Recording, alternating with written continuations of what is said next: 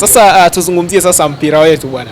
Tumeona jamaa Taifa Stars jana imecheza, lakini licha ya kucheza makelele yamekuwa ni mengi nje ya uwanja, kwa maana ya ni kama vile muamuzi alichokifanya pale uwanjani si sahihi, ni kama vile kaibeba fulani Morocco. Kwako alichokifanya muamuzi jana alivyoisha ile mpira, kwako ni sahihi kwa upande fulani?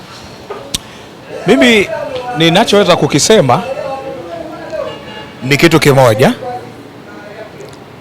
Tanzania kuifunga Morocco ingekuwa ni bonge moja la rekodi na historia kubwa sana, na kuwaondosha kama waandaaji katika mashindano haya. Morocco kuondoka ingekuwa bonge moja la fedhea kwao.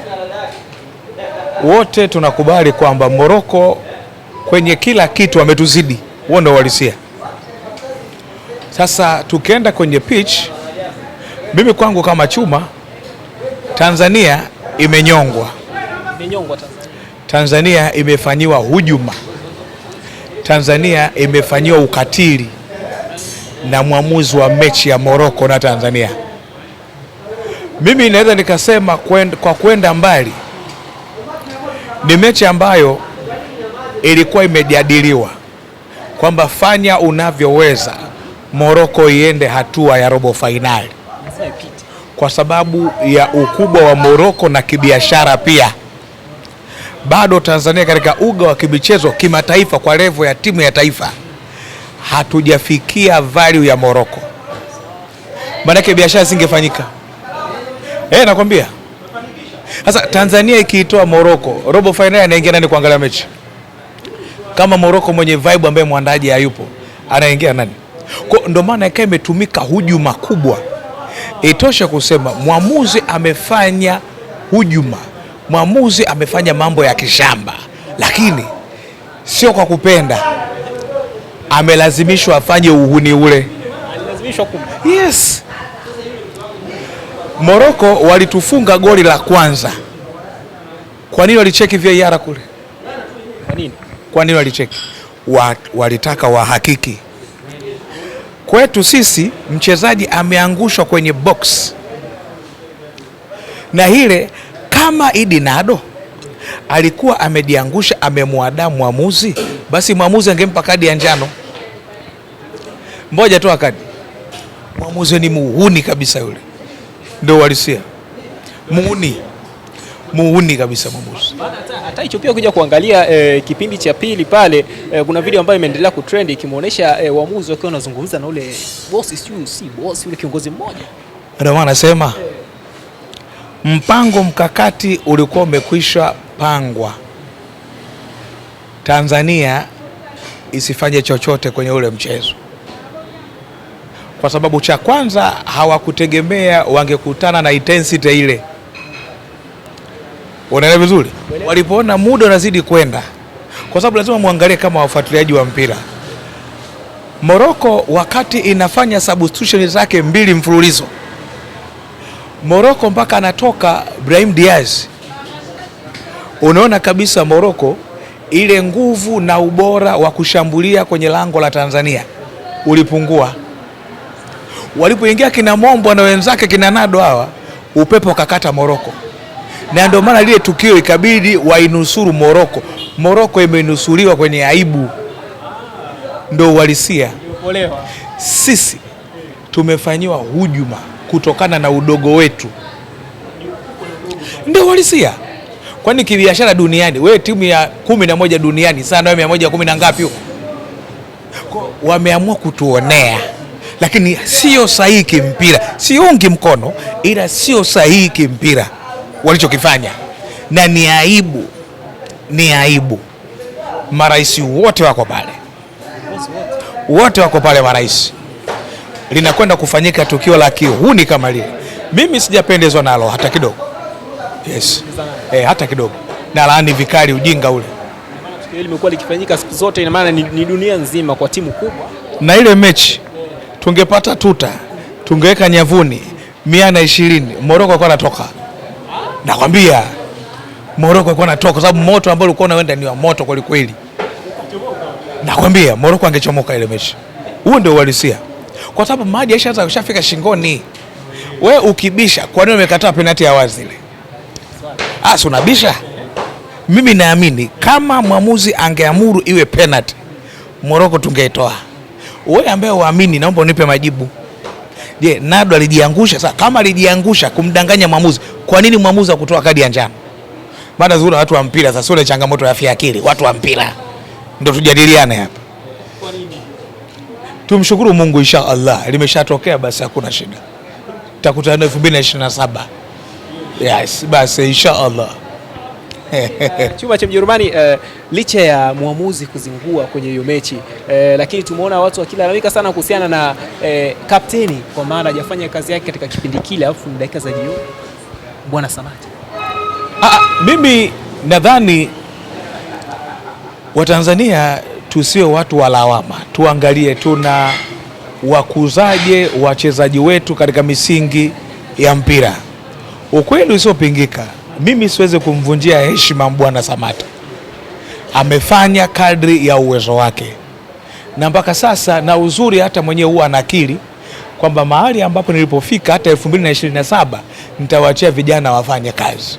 Samata amecheza AFCON hii kwa heshima ya Watanzania, kwa sababu Watanzania ni vivuruge hawa akifunga unamsifia. Kwa ni maisha ya mpira, ikitokea mistake hana maana, hapana, nenda akacheza wewe. Unaelewa vizuri? Bado utakuta kuna mtu mwingine ni mchambuzi na ni mchezaji wa zamani, ameshatundika daruga, hajawahi kumfikia mafanikio. Hata huyu Kiimbo rafiki yangu anamsema Samata. Yaani wewe Kiimbo hujamfikia mafanikio yako, umekaa kwenye kamera unamtukana Samata, kakuzidi kila kitu. Ndio uhalisia. Sawa, Samata muda wake umefikia wa ukomo, wamesema hamna shida, anapumzika zake. Unaelewa vizuri? Lakini Samata AFCON amecheza kwa heshima ya Tanzania. Haya, ukimtoa Samata tuna quality gani nyingine ya kumzidi Samata? Ndio niambie wewe, kuna quality gani katika miaka yote Samata ambayo amecheza? Haya, utasema Msuva ametupeleka wapi? Utasema Ngasa mmoja alifumania Somali kapiga magoli mengi. Haya, unasema nani hapa? Top scorer muda wote umemfunga nani timu ya taifa? Unaelewa vizuri? Ifike mahali tuheshimu karia za watu. Samata amekuzidi kila kitu. Wewe mafanikio ya Kiimbwa tu hujafikia, unapiga tu kelele kwenye kamera huko. Ndio Samata. Tumheshimu Samata, tumpe heshima yake, tuangalie misingi sahihi. Leo hii Morocco, mbona hiyo nakulu alikuwa nayo ile, wameacha wachezaji wengi mno. Kuna mchezaji anaitwa Osama Lamlui. Wewe ulimuona Morocco pa? Umeona? Kwa nini hujamwona? Wana watu wengi na mwezi mkaita nchi nzima mje mcheze, ila wana watu wengi. Ukatoka mjadala hapo wa watu wauni, kocha Miguel Gamondi anawabagua wachezaji wa Simba. Kilia hilo neno nikasema ngoja nikugusie. Kwanza Stars imebadilika kwa design gani kuingia kwa Gamondi? Na pia hilo swala la kubaguliwa kwa wachezaji wa Simba limekuwa mjadala mkubwa. Si nisemeje? Wako waandishi wanaithibati ila hawajausomea uandishi. Yaani wameenda darasani, uandishi wameuacha darasani. Haingia akilini mwandishi mtu wa mpira kuleta hoja eti kwamba kocha anabagua wachezaji wa Simba kwenye national team. Tukupe timu ukachezeshe, ukaifundishe wewe. Unaelewa ninachosema? Maana yake nini? Watu tuna uhuru wa kutoa mawazo kwa kupitiliza bila kufikiria. Duniani kote timu ambayo bingwa kwenye ligi yake ndo timu ambayo inatoa wachezaji wengi, timu ya taifa ya Tanzania, timu ya taifa ya taifa lolote. Mafanikio ya Spain 2010 ilikuwa ni Barcelona. Sawa? Uongo kweli? Kweli. Mafanikio ya 2014 sawa, ilikuwa Bayern Munich na kwingineko. Licha kuwa inaweza ikatokea mafanikio mengine yakaletwa na ubora wa wachezaji wengi ambao mmewaandaa katika misingi sahihi, kiushindani wanafanya vizuri katika mataifa mengine. Mfano kama kama Argentina, si ndio? Lakini hebu tuangalie kwetu sisi. Hivi wewe Simba hapo unamtoa nani? Wewe Simba unamchukua nani?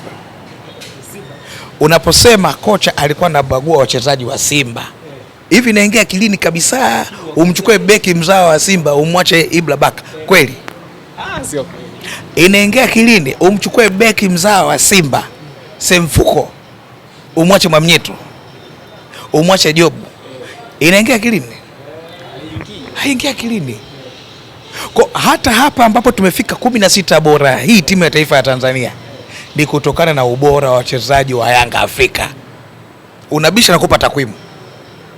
Ukiangalia ukuta wa Morocco, ukuta ambao tumekutana nao Morocco jana, walikuwa Yanga tu. Uongo kweli? Wengi Yanga. Bakari Nondo, Mwamnyeto, Jobu, Mohamed Hussein na nani mwingine simu. Wanne wote kule. Mwamnyeto, Jobu, Hussein, Ibra Baka. Wanne. Tukachukua Simba. Ndo nauliza hawa, tukachukua Simba. Mabeki tukachukua Simba wazawa. Maana kama tungechukua mabeki wazawa wa Simba kwa kuangalia si kubageni, no, timu ya taifa unaitwa kwa quality. Kama tungeita mabeki wa Simba wazawa, unamuita nani pale? Haya, unasema kocha ampi Kibu Dennis. Kibu Simba namba hana, anacheza national team. Kwanza aliitwa kimakosa Kibu Dennis. Kibu kimakosa kumbe? Yeye ndio walisia. Aliitwa kimakosa. Uwezo mdogo. Wewe namba Simba unaitwa national team. Alikuwa anacheza. Sasa kuna mtu ambaye hajui hicho kitu. Tuseme ukweli, tuonekane sisi wabaya. Lakini ukweli ndio huo. Kocha anabagua wachezaji wa Simba. Wewe ziko sawa kabisa, unasema maneno ya kihuni kama hayo. Haiwezekani. Wewe Simba kwa unamchukua nani? Tumchukue Mpanzu.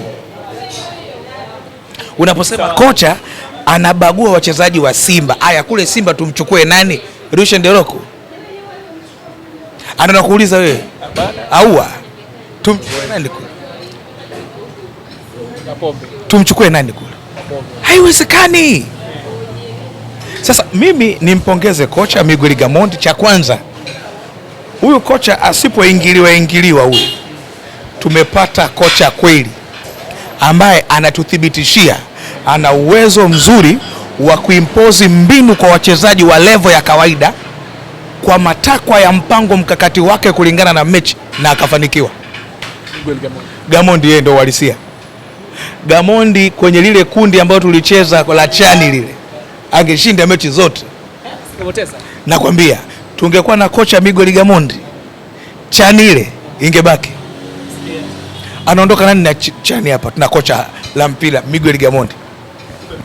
Nisikilizeni, AFCON inahusisha wachezaji wanaotoka ligi mbalimbali.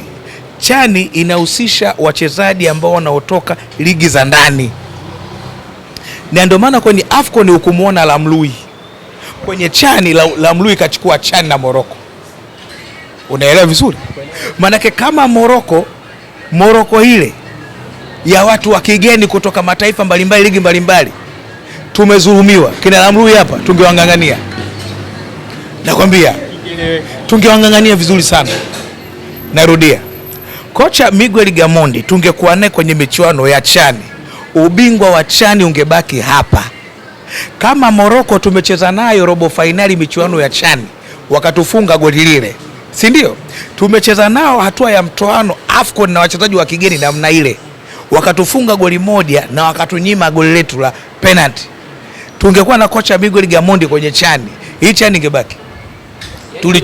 Tulichelewa sana kumpata kocha Miguel Gamondi, ndio walisia master. Sasa ndio nimeelewa maana ya master sasa. Wanamuita Master. Unaelewa vizuri? Kwa hiyo tufike mahali tuheshimu kari za watu. Unalipata vizuri? Kwa hiyo tulichelewa muda mrefu sana. Lakini pia niipongeze Yanga. Mafanikio makubwa haya ni Young Africans. Yes. Wataja. Taja, mimi naangalia huko. Hiyo Yanga kwanza kivipi yani? Wachezaji wengi national team wa Yanga wale. Wewe taja, mimi naangalia huko. Msuva alitokea wapi? Yanga. Mwamnyeto, Yanga. Ibra, Yanga. Jobu, Yanga. Mohamed Hussein. Yanga. Sasa unasema timu tayari Mkoko. full mkoko hapo. Maana yake nini? Yanga ina haki ya kusemwa. Yanga ina haki ya kusemwa. Kwa nini? Ya ukubwa wake. Yanga ilipohusika na kutaka kuwaondosha nyota wao ambao wameonekana kufeli ndani ya kikosi cha Yanga, maneno yamekuwa mengi sana kwamba Yanga ilisajili magarasa. Semekana. Lakini mimi nawakumbusheni tu, Yanga ndio timu ya kwanza kuachana na mchezaji ambaye wewe kumtegemea. Inanyoa. Yanza leo. Hiyo ni kawaida yao. Wewe imagine hii Yanga inaachana na nyota kibao, inaifunga Simba. Unaelewa vizuri? Itakuja kuachana na Barakonte na itaifunga Simba. Subiri uone. Si mwezi wa 3, huu mwezi wa kwanza. Subiri uone. Tunzeni hii clip. Nisikilize. Itakuja kupasuka mtu hapa mjini, sitaki lawama. Kwa nini? Hawa watu wamezoea. Wanaangalia kisha kuona hawakuelewa na kufagia. Walipata vizuri. Yanga ndio timu pekee kukaa na mchezaji miaka 15, sio ndoa hiyo. Utakuwa kirusi kwenye timu, wanakunyoa.